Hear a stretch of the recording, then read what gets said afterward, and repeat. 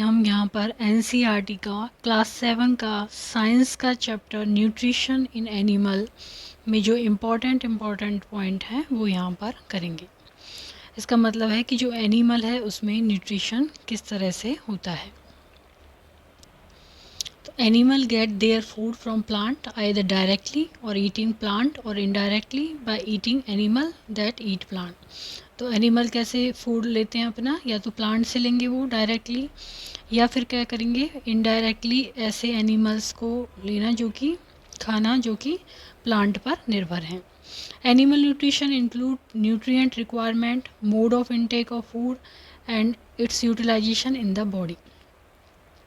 तो एनिमल के न्यूट्रिशन में क्या क्या चीज़ इंक्लूड होती हैं कि उनकी न्यूट्रिशनल रिक्वायरमेंट क्या है, वो किस तरह से, मोड ऑफ इनटेक क्या है उनका फूड का, और उनकी बॉडी में वो फूड जो है वो कैसे यूटिलाइज होता है।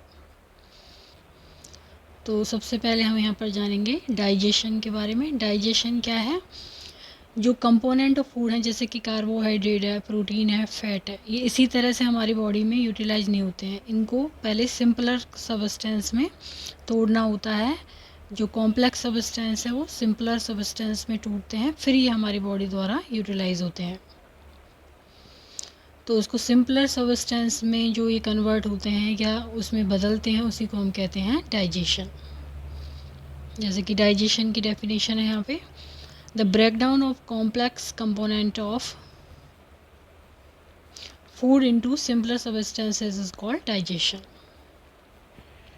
अब यहाँ पर बताया गया है डाइजेशन इन ह्यूमन, ये 2.2 फिगर में जो बताया गया है। तो इसमें क्या है, फूड पास होता है कंटिन्यूस कैनाल से जो कि बकल कैविटी से शुरू होती है और एनस पर ख़त्म होती है। जैसा कि इस चित्र में हम देख सकते हैं, ये बकल कैविटी, यहाँ पर सलाइवरी ग्लैंड, ईसोफेगस, देन यहाँ पर स्टमक, ईसोफेगस के आगे। इसके अलावा यहाँ पर लीवर है, ये राइट में, गॉल ब्लैडर है यहाँ पर, पेंक्रियाज है यहाँ पर, स्टमक कहाँ पर खुल रहा है, स्मॉल इंटेस्टाइन में जो कि एक कॉइल है, लार्ज इंटेस्टाइन ये है, और यहाँ रेक्टम है, और एनस के थ्रू जो फीसेस है वो बाहर निकल जाती है, गंदगी जो होती है वो बाहर निकल जाती है। तो canal can be divided into various compartment, buccal cavity, food pipe, oesophagus को फूड पाइप कहते हैं, stomach, small intestine, large intestine, rectum and anus. These part together form, क्या टुगेदर क्या बनाते हैं ये सब मिलके, एलिमेंट्री कैनाल या डाइजेस्टिव ट्रैक्ट। अब यहाँ पर बताया गया है मिल्क टीथ और परमानेंट टीथ। मिल्क टीथ जो होते हैं वो क्या होते हैं, टेम्परेरी होते हैं। The first set of teeth grows during infancy and they fall off at the age of between 6 to 8 year पे ये फॉल हो जाते हैं milk teeth. The second set that replace from, इसको जो रिप्लेस करता है उसको कहते हैं परमानेंट टीथ। और परमानेंट टीथ क्या होते हैं, थ्रू आउट लाइफ होते हैं या फॉल ऑफ हो जाते हैं ड्यूरिंग ओल्ड एज और डेंटल डिजीजेज। तो यहाँ पर ये दिखाया गया है अरेंजमेंट ऑफ टीथ, किस किस तरह से ये अरेंज रहते हैं। तो ये जो पहले 4 हैं इनको कहते हैं इंसीजर। इसके बाद ये जो 2 होते हैं दोनों तरफ इनको कहते हैं कैनाइन। उनके बाद ये जो 2 हैं ये कहलाते हैं प्रीमोलर, और ये जो 3 का सेट है दोनों तरफ ये कहलाता है मोलर। तो इंसीजर, कैनाइन, प्रीमोलर और मोलर। माउथ और बकल कैविटी जो होती हैं वहाँ से जो है food is taken into the body through the mouth. The process of taking food, जो फूड को माउथ से लिया जाता है बॉडी के अंदर उसको हम क्या कहते हैं, इंजेशन। और माउथ में क्या होता है, जो टीथ की मदद से चूइंग, ग्राइंडिंग, ये सब एक्टिविटी होती हैं। अब जो फूड पाइप होता है ईसोफेगस क्या होता है, जो स्वेलो करते हैं फूड को, ये पास हो जाता है कहाँ पर, फूड पाइप या ईसोफेगस में। फूड की मूवमेंट कैसे होती है, यहाँ से ईसोफेगस में, ईसोफेगस से स्टमक में, और स्टमक से आगे एलिमेंट्री कैनाल में। स्टमक क्या होता है, थिक वॉल बैग होता है ये, और जे लाइक, फ्लैट जे होता है। वाइडेस्ट पार्ट होता है ये किसका, एलिमेंट्री कैनाल का। यहाँ पर क्या होता है, फूड पाइप से ये फूड रिसीव करता है और स्मॉल इंटेस्टाइन में भेज देता है। जो इनर लाइनिंग होती है स्टमक की वो सिक्रीट करती है mucus, hydrochloric acid and digestive juices. Mucus का काम क्या होता है, प्रोटेक्ट करता है जो इसकी लाइनिंग है स्टमक की उसको अंदर, जिससे कि स्टमक को ही नहीं खा ले, इसलिए लाइनिंग ऑफ स्टमक को प्रोटेक्ट करता है, और एसिड जो है वो किल करता है बैक्टीरिया को,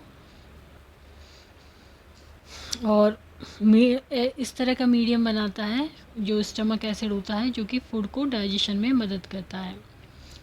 और डाइजेस्टिव जूसेस क्या करते हैं, प्रोटीन को ब्रेक डाउन कर देते हैं सिंपलर फॉर्म में। स्मॉल इंटेस्टाइन क्या है, हाईली कॉइल्ड होती है, 7.5 मीटर लॉन्ग होती है ये कहाँ कहाँ से रिसीव करती है सिक्रीशंस को, लीवर से, पेंक्रियाज से, और इसके अलावा भी ये सिक्रेट जूस।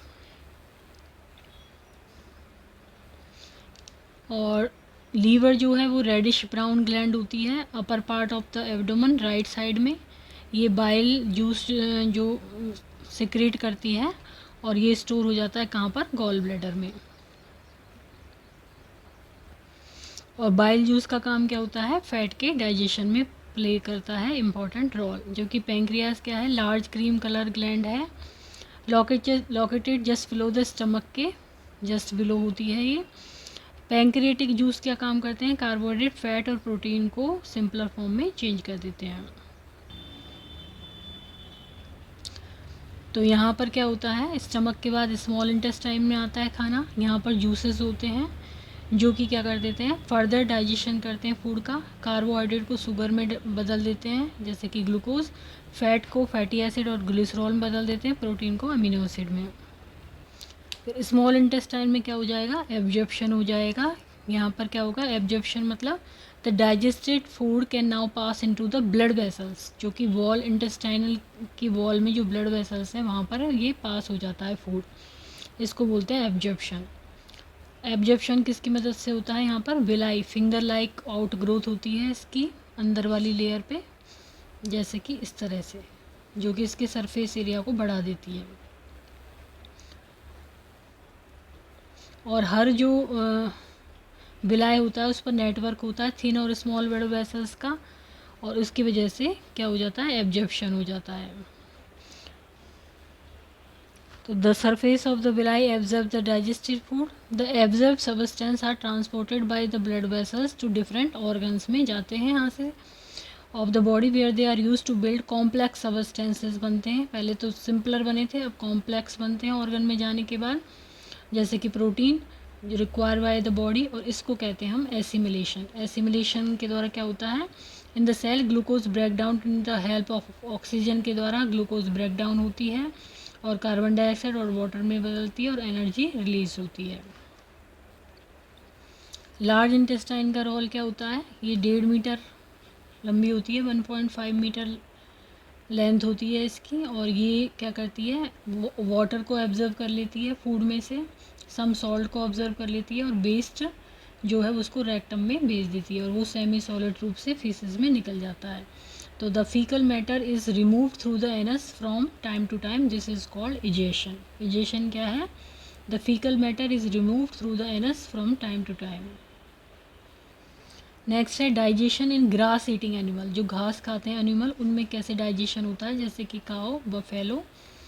तो इनमें क्या होता है, ये क्विकली स्वेलो कर लेते हैं ग्रास को, और फिर स्टमक के एक पार्ट में उसको रख लेते हैं जिसको हम कहते हैं रूमेन। ये गाय की पिक्चर है, यहाँ से इसने घास ली और यहाँ पर रूमेन में इसको इकट्ठा कर लिया, और उसके बाद यहाँ से धीरे धीरे ये मुंह की तरफ ला के इसको चू करती रहती है, तभी हम उसको कहते हैं जुगाली करना। वो कुछ ना कुछ मुंह में उसका मुंह चलता रहता है, फिर उसके बाद में उसका डाइजेशन होता है। तो यहाँ पर ये oesophagus, small intestine, Roman, stomach, caecum and large intestine. तो रूमन में क्या है, वो फूड रहता है जो कि पार्शली डाइजेस्टेड रहता है, और इस पार्शली डाइजेस्टेड फूड को क्या कहते हैं, कड कहते हैं। कड रिटर्न टू द माउथ, वापस जाता है in small lump and animal chew, इस प्रोसेस को क्या कहते हैं, रूमिनेशन। उसको बाद में वो कड़ को चू करता है, और उस एनिमल को क्या कहते हैं, रूमिनेंट। जैसे काऊ और बफेलो को क्या बोलेंगे, रूमिनेंट। तो ग्रास जो होती है वो सेलुलोज में रिच होती है। ये सेलुलोज क्या है, कार्बोहाइड्रेट का ही एक रूप है। तो जैसे कि रूमिनेंट्स और कौन से हैं, कैटल है, डियर है। तो बैक्टीरिया जो प्रेजेंट होते हैं वो रूमन में वो सेलुलोज के डाइजेशन में हेल्प करते हैं, जबकि ह्यूमन में सेलुलोज का डाइजेशन नहीं होता है। इसके अलावा जैसे एनिमल है हॉर्स, रैबिट, ये क्या करते हैं, इसमें लार्जर सैक लाइक स्ट्रक्चर होती है, इसको सीकम बोलते हैं।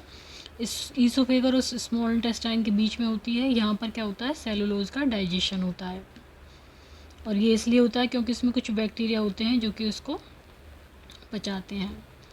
Then feeding in digestion in amoeba में कैसे होता है, अमीबा क्या है, माइक्रोस्कोपिक एक सिंगल सेल ऑर्गेनिज्म है जो कि पॉन्ड वाटर में मिलता है, तालाब के पानी में।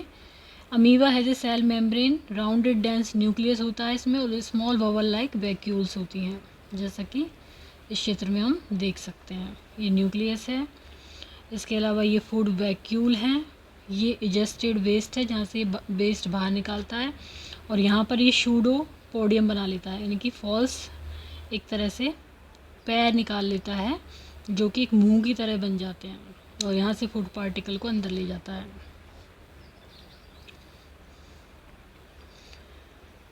साइटोप्लाज्म भी होता है इसमें। Amoeba constantly changes its shape and position, it pushes out one और मोर फिंगर लाइक प्रोजेक्शन, जिनको शूडोपोडिया कहते हैं, फॉल्स फीट बोलते हैं। शूडोपोडिया का दूसरा नाम क्या है, false feet, for movement and capture of the food. इससे क्या करता है, मूवमेंट करता है, फूड को कैप्चर करता है।